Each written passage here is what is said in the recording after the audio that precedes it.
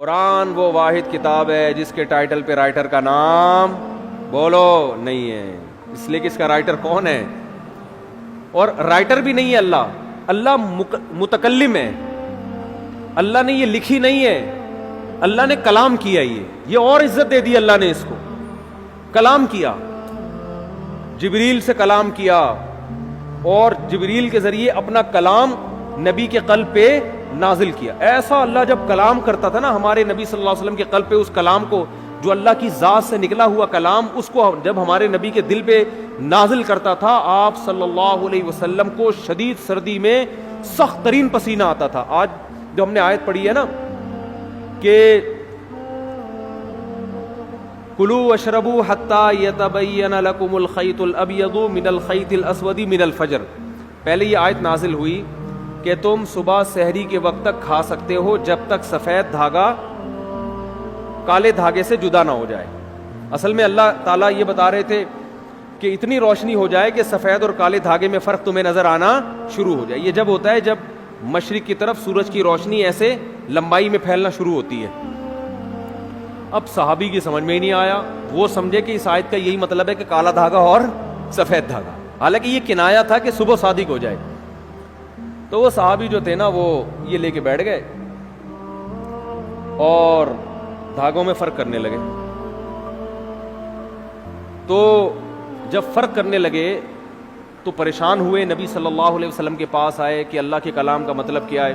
تو آپ صلی اللہ علیہ وسلم پر اللہ نے ایک لفظ نازل کیا چھوٹا سا، کلوا واشربوا حتی یتبین لکم الخیط الابیض من الخیط الاسود، کہ رات یعنی کالا دھاگا سفید دھاگے سے جدا ہو جائے، یعنی فجر کا وقت ہو جائے۔ تو یعنی فجر، اتنا لفظ نازل کیا اللہ نے، من الفجری کا لفظ۔ اور امی عائشہ فرماتی ہیں کہ اتنا سا لفظ جب نبی پہ نازل ہوا تو شدید سردی میں آپ صلی اللہ علیہ وسلم کے پسینہ ٹپکنا شروع، ایسا نچڑنا شروع۔ ہم سمجھ گئے کہ آپ پر کیا نازل ہو رہی ہے، وہی۔ جب آپ صلی اللہ علیہ وسلم نارمل حالت میں آئے تو آپ نے کیا لفظ پڑھا، من الفجر، بس اتنا سا لفظ۔ تو یہ اللہ کا کلام تھا۔ ایک اور دلچسپ واقعہ ہمیں ملتا ہے احادیث میں، قرآن مجید کی آیتیں نازل ہوئیں، لا یستوی القاعدون من المؤمنین،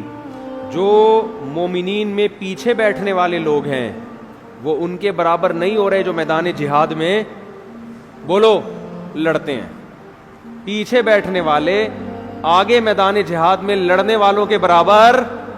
بولتے کیوں نہیں یار، کیا ہو گیا، نہیں ہے۔ وہ لڑ رہے ہیں میدان میں، قربانیاں دے رہے ہیں، تم یہاں پیچھے بیٹھے ہوئے ہو۔ ٹھیک ہے تم نماز پڑھ رہے ہو، زکوٰۃ دے رہے ہو، عبادت کر رہے ہو، لیکن ان سے ایسا تھوڑی ہوا۔ تو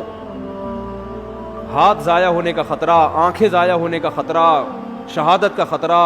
گرفتاری کا خطرہ، وہ 10 خطرے مول رہے ہیں، تو تم کیسے سمجھتے ہو کہ تم ان کے برابر ہو سکتے ہو؟ اب بعض صحابہ معذور تھے، ان کا جذبہ تھا میدان جہاد میں لڑنے کا، لیکن معذوری کی وجہ سے ان کو نبی جانے کی پرمیشن نہیں دیتے۔ وہ اتنے غمزدہ ہوتے کہ روتے تھے کہ کاش اللہ ہمیں صحت دیتا، ہم بھی جا کے لڑتے۔ اب جب یہ آیتیں نازل ہوئیں تو ان کا دل تو اور بیٹھ گیا کہ بھئی ہمارا تو بالکل انہی کی طرح لڑنے کا جذبہ ہے، ہمارے بازو میں طاقت نہیں، ہمارے کوئی نابینا تھے، کوئی بیچارے معذور تھے پاؤں سے، کوئی اپاہج تھے، تو ہمیں تو نبی روکتے ہیں، ورنہ ہمارا تو جذبہ ہے، اور اللہ نے کہا کہ تم ان کے برابر نہیں ہو سکتے، جبکہ ہم تو روتے ہیں یہاں بیٹھ کے کاش ہمیں بھی وہاں جانے کا موقع ملتا۔ تو جب یہ نبی صلی اللہ علیہ وسلم کے سامنے صحابہ نے اشکال کیا نا، تو ایک صحابی فرماتے ہیں کہ آپ صلی اللہ علیہ وسلم کی ران مبارک میری ران پر تھی، ران مبارک میری ران پر تھی۔ کہتے ہیں کہ میں نے دیکھا نبی پر وحی کے آثار ظاہر ہونا شروع۔ صحابہ گئے نبی کی خدمت میں، یا رسول اللہ ہم تو معذور ہیں، اور اللہ کہہ رہے لا یستوی القاعدون من المؤمنین والمجاہدون فی سبیل اللہ، پیچھے بیٹھنے والے اللہ کی راہ میں جہاد کرنے والوں کے برابر نہیں ہیں، تو ہم تو شوق سے تھوڑی پیچھے بیٹھے ہیں۔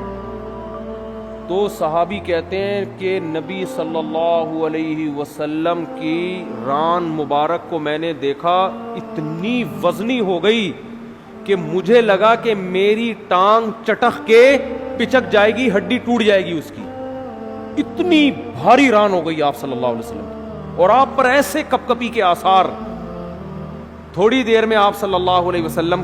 کا جسم ہلکا ہو گیا، اور آپ نے ایک لفظ کی تلاوت کی، غیر اولی الضرر، بشرطے کہ ان کو کوئی مجبوری، بولو نا یار، یہ اردو میں تو بڑا لمبا لفظ ہو گیا، بشرطے کہ ان کو کوئی مجبوری نہ ہو۔ آواز نہیں آ رہی مجھے، کون سا جا رہی ہے میری آواز؟ میرا بھی کھوپڑی خراب ہو رہی ہے، آواز نہیں آ رہی ان کو، تصویر پہ گزارا کریں۔ تو غیر اولی الضرر، بشرطے کہ ان کو ضرر نہ ہو۔ اردو میں تو یہ لفظ بہت لمبا ہے، عربی میں غیر اولی الضرر، بس اتنا سا لفظ نازل ہوا ہے اللہ کی طرف سے، اور صحابی کہتے ہیں اتنا جسم بوجھل ہو گیا کہ میری ٹانگ مجھے قریب تھا کہ ٹوٹ کے چٹک کے پچک جائے گی وہ،